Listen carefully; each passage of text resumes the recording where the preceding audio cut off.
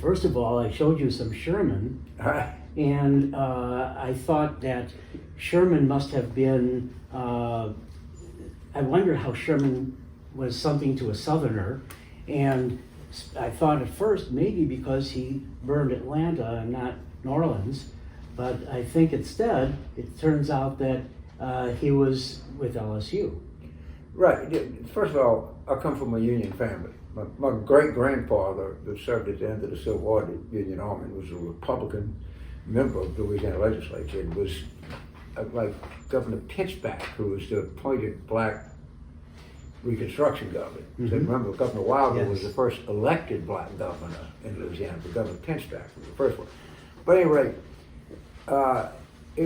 Sherman was the first president. It was a military academy. It was actually the central part of the state. And I was always kind of fascinated with him because he just was so freaking aggressive. And the most impressive thing I've seen, like Forsyth, is everything you don't shoot or everything, but a lot's named after David Boyd, the Boyd Hall, Boyd this. And he was the Confederate. And Sherman was not, he wasn't that anti-slavery. He was just pro-order. He didn't like freelancing and just going off and doing something. And he told Boyd, he said, you people speak lightly of war. You don't know what you're talking about. You're going to start out and you're going to do just fine. And then you can't make a locomotive. You can't create a yard. You can't do anything. And you're starting something with the most industrious people on earth, and it's going to end very poorly for you. And of course, it was like, generally you don't find something that's like 100% correct. He said, you think it's all glory, it's really marching, it's disease, it's sanitation, it's all of these things that we now know in retrospective. Like the Sanitation Commission probably did as much as the Union went in the Army as anyone else, you know? Very true. That oil I showed you was here at the Chicago Sanitary Fair and sold for $64 and change. They really did help. Yeah, oh yeah, Sidney, well, I think you would vouch for that the Sanitation Commission was a big asset in the Union arsenal. It was crucial, and it's also the way that a lot of women got involved in the war, is through the Sanitation Commission. It was the precursor of the Red Cross. Right, but it was absolutely crucial to establish, to deal with what was going on in the war. And for those who don't know, the Sanitary Commission was a national commission that oversaw the sale of goods and other things to help Union soldiers who had lost limbs or the families who had lost loved ones and breadwinners. Actually, the last two copies of the Gettysburg Address in Lincoln's hand were for sanitary commissions. Right. You know, Mother Bickerdike was one of the more, and I think she was native Illinois. Yes. And she was one of the most interesting people. And she rode with Sherman at the Grand Review of the Armies of the Republic. And Sherman just said, she ranks me. Ah, that's fun. And, yeah. I didn't know that. I didn't hear that one. She's one of the more interesting, and she looks exactly like you think Mother Bickerdike. That's funny. You're right, though. I live up in Highland Park up north, and we have a movie theater that is going to show a film called America Burning. And I understand America's Burning. So you are in this. I saw you on television saying something. It's a Michael Douglas film, and August 29th is going to open. It ends on a politically optimistic note. I wrote this question before Harris came in, but why are you, or are you optimistic now? You know, I mean, Sidney's a historian, he can give a real deep answer. Jamie Dimon said no one ever went broke betting on America. And when I look at the United States today, I'm not, that's it. I always have problems. I say, what's wrong with America? It's like asking a football player, when does it hurt? No, they're never going to say no. You know, but if you also look at where we are economically, they still have enormous effect on culture all the way around the world. And they better not fool with the American military. It's going to end very poorly. Okay, we're not nearly quaking in the boots at the thought of. And you know, the other thing we have is look at who we're running around with. We're running around with South Korea, and Japan, and Thailand, and Vietnam, and Australia, and New Zealand, and Singapore. That's a pretty good neighborhood to be. I'd rather run in that neighborhood with North Korea and Russia and you know these other clowns. So I think if you just do a basic asset evaluation, I don't think we're a country in decline at all. I just don't buy it. No, I have to agree with that. You can always tell us something if you want and come in. I had a couple of other questions I'd like to ask you generally. What is the impact of history on you? Historical events that have preceded us. Is there any particular one that has an impact on you, event in history? Well, the Civil War you just never get it out. And people think that I'm really smart, but not that greatly educated. I'm actually not as smart as you think and better educated than you think. Okay. But you know, I had when I was an undergraduate at LSU, we had T.I. Williams, one of the better at that time, probably still remains one of the great titans of Civil War scholarship, and as did other people. And he detested the lost cause. But he would tell a story about the 10-year-old girl in Richmond in 1936. They went home and said, "Mom, I forget, says General Lee in the Old Testament or the New Testament?" And so in Reconstruction was like part of my family. You know, this is my great-grandfather, not great-great, not that far removed. And then when Sidney's friend and when the guy Columbia did the whole reevaluation of Reconstruction, Eric Foner, yeah. And right. So the thing that I love about Civil War history, it's alive. It's not, you know, what did Faulkner say, the past is not past, not even past, you know, and also the other great, because I was born on the day of the largest naval battle in history, October 25th, 1944, Lady Gulf. And all my family were World War II, so I grew up with this like reverence of World War II, and I cannot. I know this sounds predictable, but I can't believe that we actually had a president of the United States that said that people in the armed forces were fools. I mean, you just grew up and maybe they were. You know, when Bush used to say, "I'm going to do what the generals tell me to do," I felt like saying, "Look, you stupid son of a bitch, the generals probably know that best on the best day, they're 50-50. Yeah. Do you have a time that a historical moment, maybe from your writings on Lincoln, that has impacted you? Well, we're meeting here, and the reason James is here is because we're here for the 2024 Democratic Convention. And there have been a lot of historic conventions here in Chicago, my hometown. And the first one, of course, was in 1860, right on the spot that nominated Lincoln.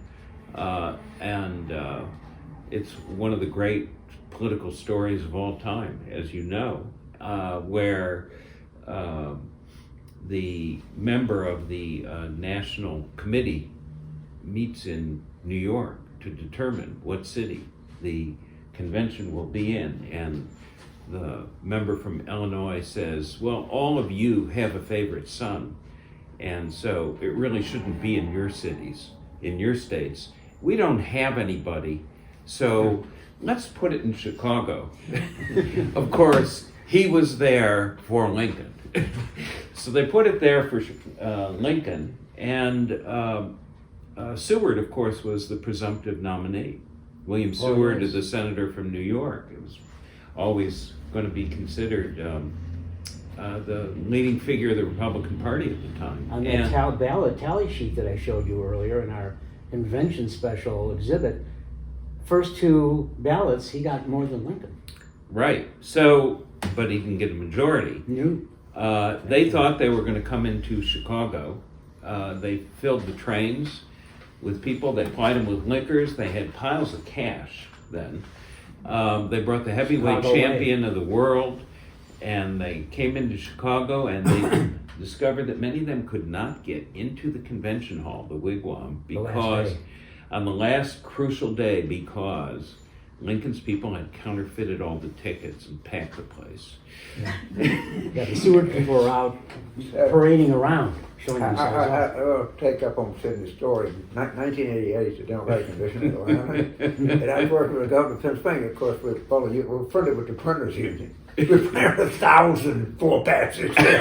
We'll pass it now. We can use them right now. Yeah, 'cause, now they have all the security chip, but they didn't think of that in 1988. Yeah, we were walking around. I ain't gonna go sit that again. Well, that's what happened in 1860. Yeah. They say when Lincoln was nominated, one of the journalists said the sound was like all the hogs in the Cincinnati packing house being slaughtered at the same moment. Well, let me ask you this then. Did our Governor Pritzker have a pile of cash, or a favorite son, perhaps himself? That's how come we're in Chicago today? Well, I don't How did think Pritzker so. get it out here? Well, I think that I always feel that Chicago is the best natural place for a convention. I'm with you on As a that. Chicagoan, native Chicagoan. Let me ask you. I gotta say something. So, if you listen to Fox, Chicago is this giant hellhole, homeless people, streets, they're shooting everybody. It's one of the nice goddamn place I've ever been. My only problem with Chicago as a convention site is that the United Center is kind of It's too far away. It's Yeah. too far away, but I don't know about what you can do about it. But, at some point, if Chicago should build a downtown arena like that, I think. But I think this is just a marvelous city. We can't. And not agree. you can get in and out of it. It's the largest small town in the country. Yeah, but let me say something else about Chicago in regards to Lincoln. So Illinois as a state was balanced against the emergent Republican Party. And it was a heavily Democratic state, and it supported Stephen A. Douglas, who was running it. And what happened from 1850 to 1860 was that Chicago came into existence. It was a virtual small town, an outpost, and there was no development here. And by 1860, it had become the greatest railroad hub in the world, and was the most booming. About 60. 1860. Okay. Yeah, from 1850 to 1860. That completely changed the voting calculus of the state of Illinois. So Lincoln actually won the popular vote in 1858 in the Senate contest with Douglas. That's right. The state legislature. Yeah, but he lost because Douglas had gerrymandered the legislative districts. And Sounds familiar. it sounds familiar today. So he lost that. But the state, Lincoln carried a lot of weight into that convention because he represented this state, which was a crucial state going Republican at the time. And the population, of course, in all that time you're talking about, it started out south. It was Kentuckians and people coming from the east that way through Tennessee and Kentucky. And then the population kept going north. And of course, they saw the centrality of being right near the lake there up here. And that's one of the reasons it happened. Let me ask you a couple of quick questions, if I may. Mark Twain said that history rhymes. And I kind of think that it doesn't repeat itself, but it rhymes just like Clemens said. What is your thought on the rhyming of history and how important it might be to our education today? I think it more than rhymes. Okay, I think it more than rhymes. I mean, and there's a lot to be learned from European history. You're not supposed to say that, but I mean, just the power alliances that lives with us today. I mean, we're all Bismarck now. All right, I mean, let's get over it. And internal conflict. I mean, see the movies we're seeing, the books that are being written, the January the 6th.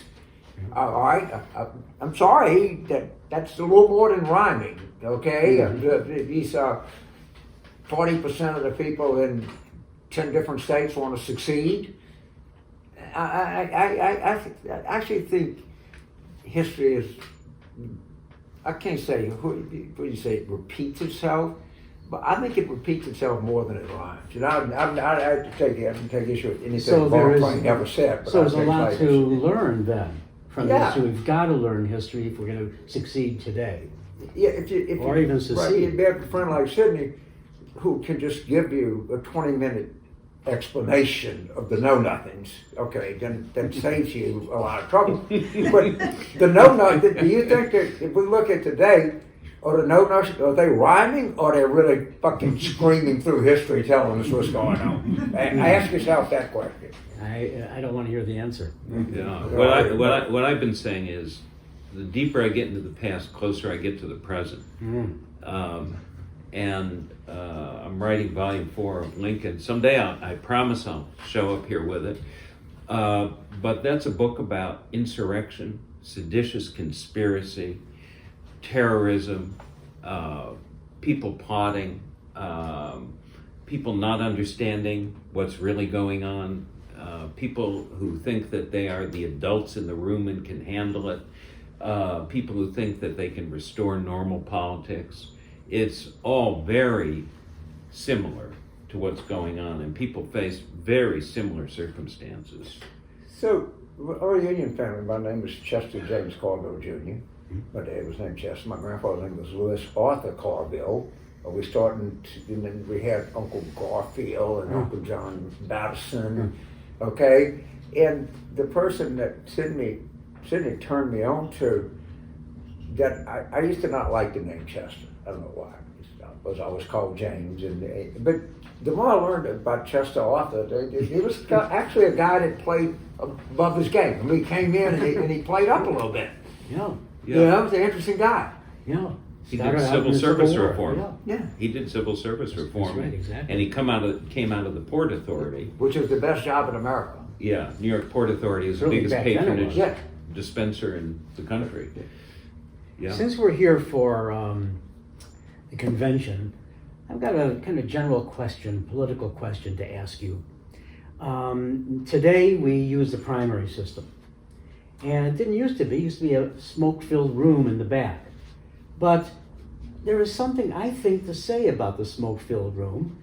And I'd like to get your, have we lost something when it's not the political professionals, the two of you and others, choosing a candidate that will represent what the party wants to be right now?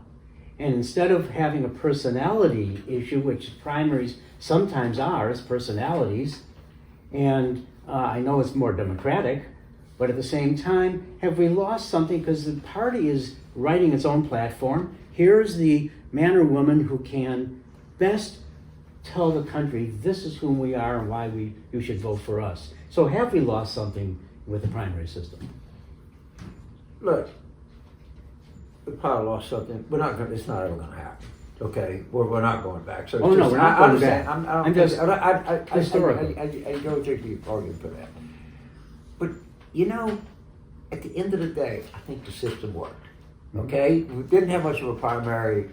Dean Phillips, obviously, you know, and it became clear that 72% of the country wanted something different, and the country produced something different. If a democracy can't produce at least one candidate that people want to vote for, clearly there's some people that want to be fair, there's some people that really want to vote for Trump. But the country didn't want this choice, and the Democratic Party, through let's just say a difficult extraction, but we got something different. Mm-hmm. So that's something to celebrate, right? We gave the country what they were looking for. Well, I have no problem with what happened right now. It had to happen that way. There was no time for anything else. And it looks as if the party did fairly well for itself. So we have optimism here in Chicago, and we hope it extends until November 5th. I want to thank both of you. One of my favorite photographs. I like that. Love the dress. That's Pelosi. She's going to be on tonight. Yeah, show the yes? camera there. You and Pelosi. And she'll be on tonight, so we'll all be hearing what she says. Did you help her craft her speech? All I say is yes, ma'am. I know power when I'm around it. Okay. My sense of her is she pretty much knows exactly Yes, what she she does. wants. So, yeah, And she was a power broker this time that changed history, truly. Yes, I used to, when I was early part of the century, but I gave a lot of speeches to a lot of bankers for money and, insurance people that day. And it's sort of about Pelosi, San Francisco Democrats. So you got to understand something. Let's stop. I want my daughters to grow up like her. So I don't just like her politically. I think she's like a role model for every person, every woman in America. So please continue with just getting with your question. But I just want you to know where I am on this issue. Well, I didn't want to take all of your time today, the things to be done. Sidney Blumenthal, James Carville, thank you so much for being with us here at Abraham Lincoln Bookshop. Tomorrow, presumptive nominee will be speaking, and so we're all going to be watching for that and knowing that behind the scenes there are wonderful minds such as this. Look at that. Go to Dan's website. You're going to find a lot of interesting shit you want to buy. So